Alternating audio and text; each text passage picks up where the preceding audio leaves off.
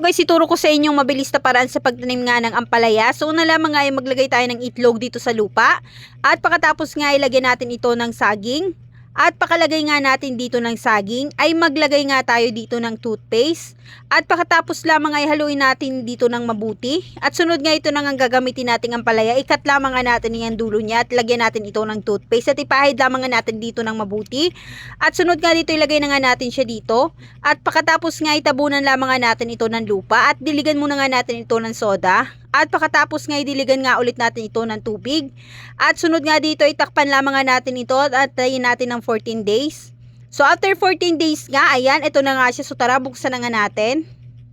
At ayan nga, diba? So nagkaroon na nga siya ng dahon. So bunutin muna nga natin ito dito sa lupa. At ayan nga, nagkaroon na nga din siya ng ugat at hindi nga ito nabulok. So bago nga natin ito ilipat ng lupa, maglagay muna nga tayo dito ng balat ng itlog. At pagkatapos nga ilagay natin ulit ito ng saging. At sunod nga ilagay na nga natin itong pinatubo nating ampalaya. At tabunan nga natin ulit ito ng lupa. At pagkatapos ay diligan natin ng tubig. At after 8 months nga, ito na nga ang kanyang mga bunga.